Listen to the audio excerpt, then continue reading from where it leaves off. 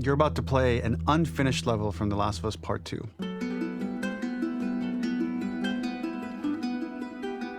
The reason we added this section is there are a few sequences, and we picked the 3 of the best ones, that we cut from the game. Often we build a game that's much bigger than what ends up being the final product.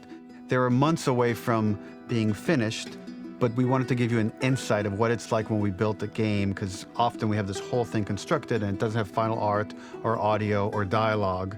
And here you get to see the building blocks of what it's like when we first string a bunch of these levels together. This is the intro to the first deleted level, and this one is the roughest of the 3. We wanted to show more of how Jackson operates. So this is the festival where Ellie ultimately kisses Dina. This sequence would have come very late in the game as a flashback sequence while you're in the farm with Dina. And we wanted to show what is the rest of Jackson doing, and wanted to put on the stick, make it interactive. So you could see when you're outside, there are all these almost like carnival games that you can play. You could mix drinks, you could play with these kids that are playing a sort of clicker Marco Polo, sit down and listen to conversations. And all the different interactions were first or second pass, very, very early passes. The building blocks are there, but nothing is final. And ultimately, while we were very excited by this sequence, it's pretty fun and lighthearted. It just slowed things too much as we're barreling towards the end of the story at this point. So again, reminder, rough, missing audio, missing animation, missing gameplay tweaks, missing dialogue, but pretty representative of what it would have been. So enjoy.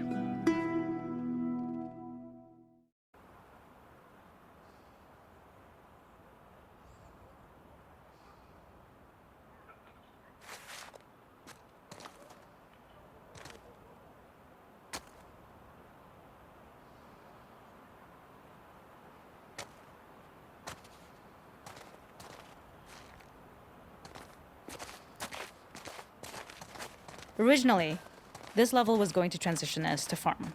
We would go all the way through to the dance, where Ellie and Dina share their first kiss.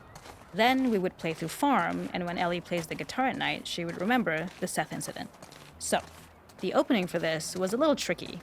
We needed it to match at least a little what you might expect emotionally coming from prior beats, because we were already purposefully disorienting you in time and space. Remember, you just came from this huge fight.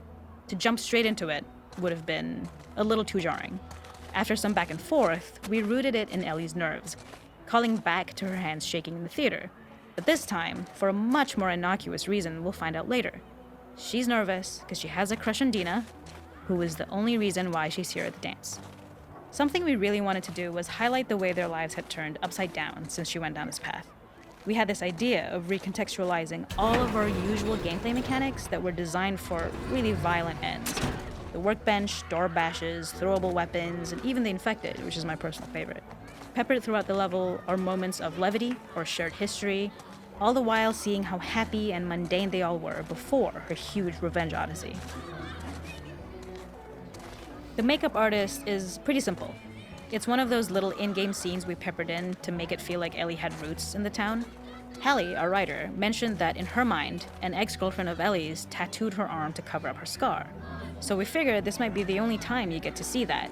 We wanted to hint at it and allude to it and make it feel like there had been so much more that had been happening and so much more that Ellie threw away.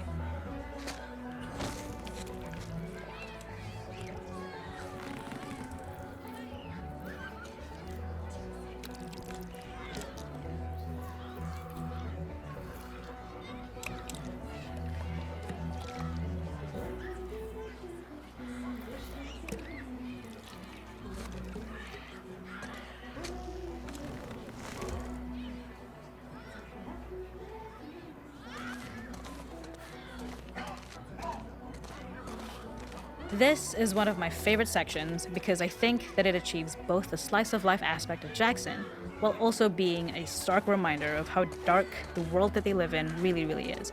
To attract attention and curiosity, one of the kids was supposed to make this adorable, messed up little clicker impression, and the others would giggle. We tried a version where if you got close enough, the kid might try and follow you a little before turning back. Since clickers are blind and move by echolocation, for this game of messed up tag, Ellie must close her eyes and listen for when the children give themselves away. The thought was that these kids are in relative safety, They still grow up with the dangers of clickers and runners, and all those lessons would embed themselves in the games that they play. When the festival got cut, they tried to preserve this moment and move it to the front of the game where the snowball fight is, as a tutorial. However, being in the headspace of a clicker doesn't really teach you how to deal with them. Eventually, it evolved, and they instead made the snowball fight, which was, I think, way more effective. For me, it's character illuminating that not only does Ellie know this game, she plays along.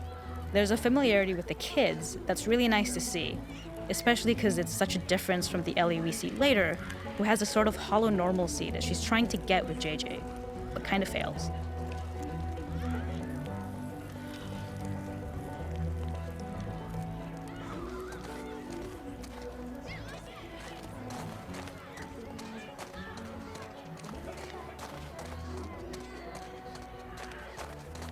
It is not a festival without one of these throwing games. This one, of course, uses our throwable system where you're often chucking explosive things or stunning things, but for a more wholesome purpose, although some people take this game really seriously. A fun aspect of this is if you did well, you could win a toy here. Ellie would place it in her pocket. If you had done this, you'd find the toy with JJ, the baby, later back at the farm. When we cut this, the toy made it through anyway because it was so cute. It is the same one you see on the tractor at the farm. Ollie the elephant.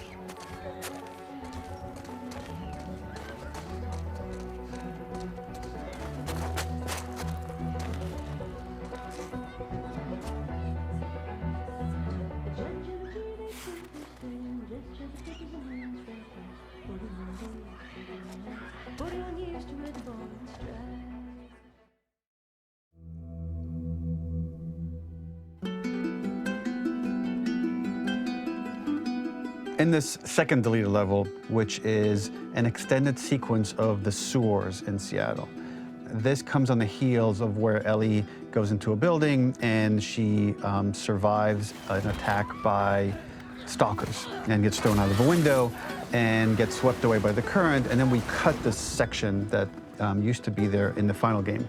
Now you will get to play it. So this was a way to get a bit more interesting puzzles, interesting traversal, figure out how Ellie can navigate the sewers with the fighting current.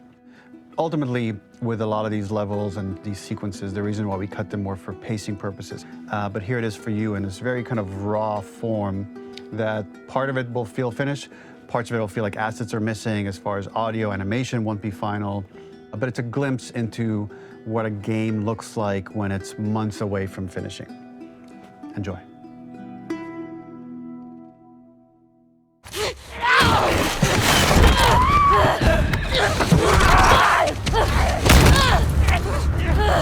Get off of me!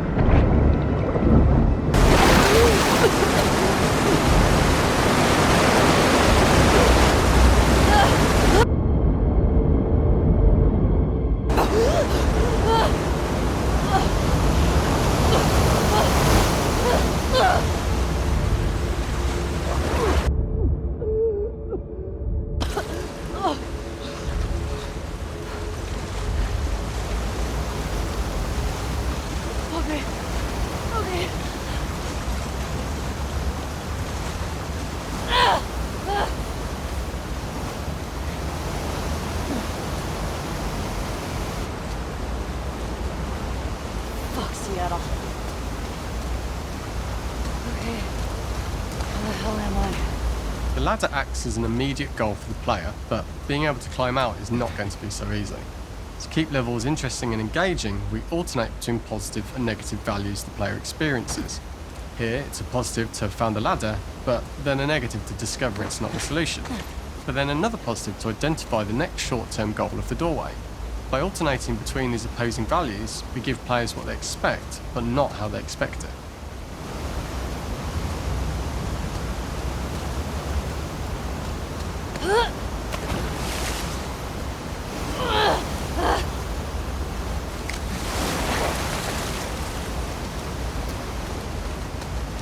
This level, internally known as Find Nora, was quite long in duration as we had to make Ellie traverse a far distance to the opposite side of downtown Seattle. The sewer section was originally longer than what we released the game with, approximately 10 minutes more. This was one of the few areas of the game that used water flow as part of a traversal puzzle. The player has to go upstream to use the current to get to the platform to reach the other side. We mostly cut this mechanic game wide, however it remained in essence in the section swimming to the aquarium as Ellie when you were avoiding the waves.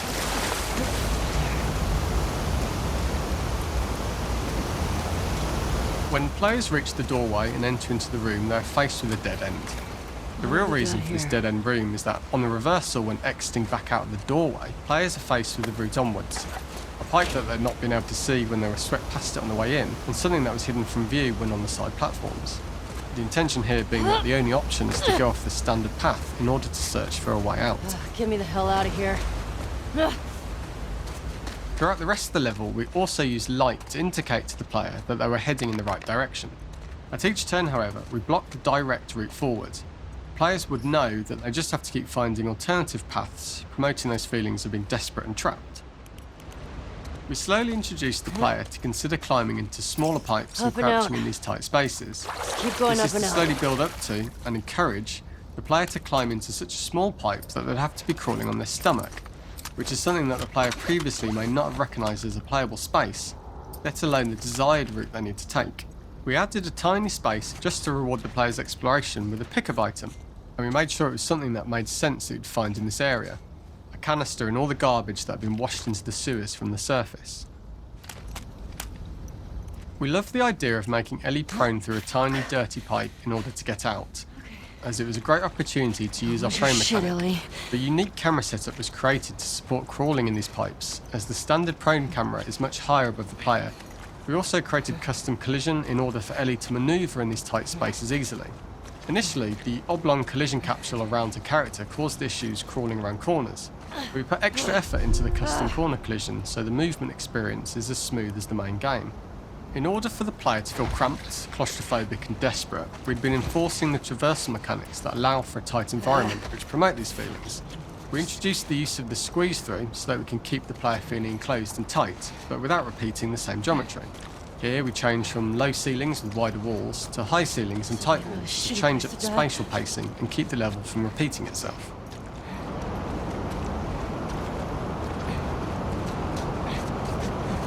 Originally, we had the waterline much higher here, so players had to swim through this tight tunnel. However, as we surface from the water and over the crest of the slope, we reveal what is further in this tunnel. A clicker that has sprouted and the fungus has grown on the sides of the pipe. It was great to see people who used the test of this area becoming increasingly worried as we forced the player to squeeze past the fungus and inches away from the clicker's face, all the time not being sure whether the clicker might be alive or attack them. Although we aren't as cruel as to force a clicker attack in such close proximity, we do have a payoff for this moment. This clicker momentarily turned into Joel to show Ellie's PTSD from what happened to Joel at the start of the game.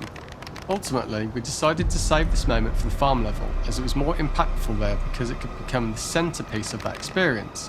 Whereas in the sewers, we weren't able to make it as much of a narrative point and give it the breathing room and reaction time that it deserves, given the tight space. Shit!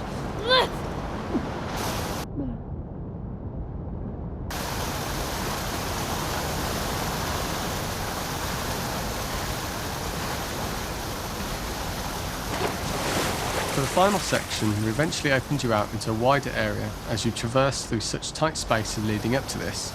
So changing the environmental pacing makes it begin to feel like we're coming to the end of Ellie's ordeal. An earlier iteration used the current that we'd shown at the start for a slightly tougher traversal puzzle to conclude the sewers. The ladder was clearly visible from most of the area, but the player was faced with a fast-flowing torrent of water they could cross. If the player attempted to jump into the water, they were not able to swim across the ladder due to the water's speed. But instead they had to traverse the pipe running along the top of the space in order to get across the water.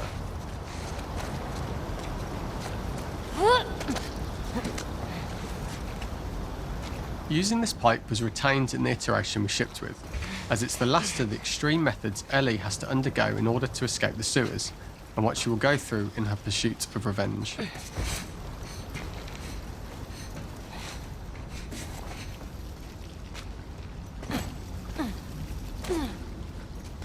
The last ladder climb is quite lengthy, and although we could have trimmed it down to a shorter climb, we liked how this last segment of the journey built anticipation for whether there was success at the top or not after all you've been through. Ultimately, the ladder exits out into the subway station, which is how it connects in the final game. Ellie then has to find her way to the hospital from here, crossing paths with the scars for the first time.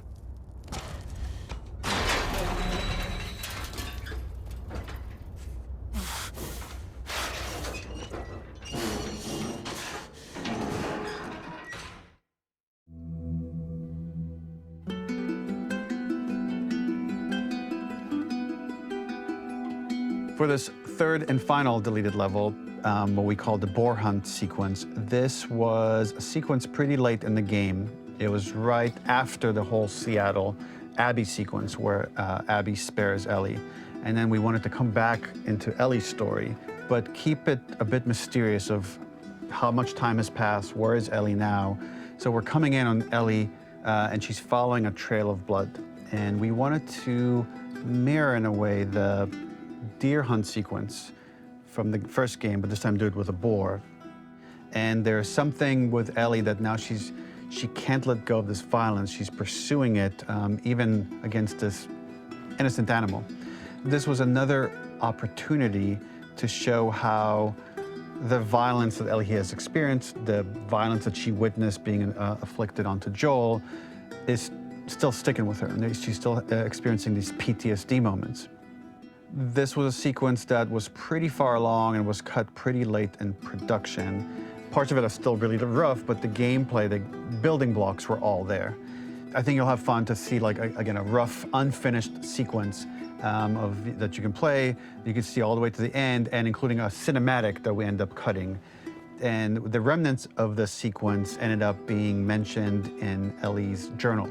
So this part of the story that we developed still made its way into the game as kind of optional stuff that you could read about, but here you get to experience it. So as a reminder, this is pretty rough, months away from being finished, but you get to see it now.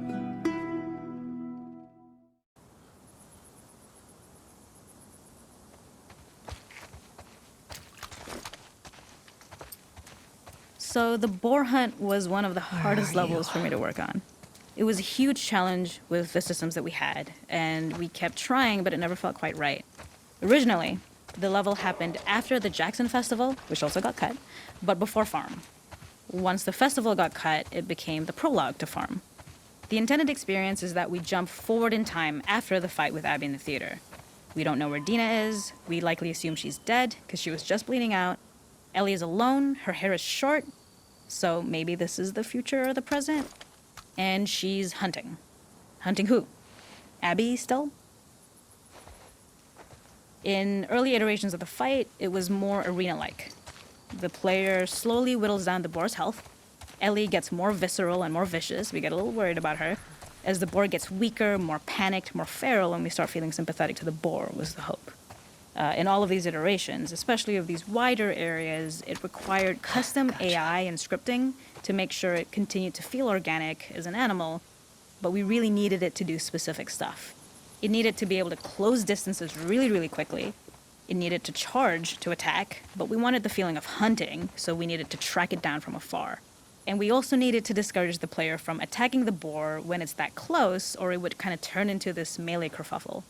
How do we do this in our world while keeping the boar believable? We must have gone through 5 or 6 iterations of the boar fight and all, and every single time it changed pretty drastically. We split it into clear phases, where one was like all long range. We tried another where you're getting close and you get to jump on it quite literally. You're jumping off of a rock to attack it. And then finally, we tried a bunch where you almost sort of go around a bunch of trailers and try and wrestle it. We uncovered after some time that taking down a boar over several phases felt very laborious and a little dramatic. It was comically long, it felt too boss-like, a little too gamey. We decided to cut the first few phases, and we opted for a cold open after the boar had already been hurt off-screen. So that allowed us to focus on feeling like we're closing in on prey and to introduce the boar when it was at its most dangerous. Already hurt, already feral, much too close for comfort. And so the thinking was it would bring us more into Ellie's mindset. Is this really hunting for food, or is she hunting for some other reason? The gas station was built to highlight the boar's destructiveness. Since it's cramped, the boar feels larger. We also feel trapped with it, though perhaps it's trapped with us. When it charges, it gets to us quickly, so we must be on our toes. This made it more aligned with Ellie's sort of hunting for trouble mindset. Listening became more important, as well as moving around slowly so it could hear you. Could you spot it before it saw or heard you? And could you get a shot off quickly enough so you could dodge out of the way? Or, worth the cost after? It feels like a gamble. By the end of the fight, everything would likely be in shambles. The boar would burst through the back, and Ellie would follow it and finally enact revenge. The boar kill was supposed to be anything but glorious. With the boar whimpering at the back of the gas station after Ellie's relentless hunt.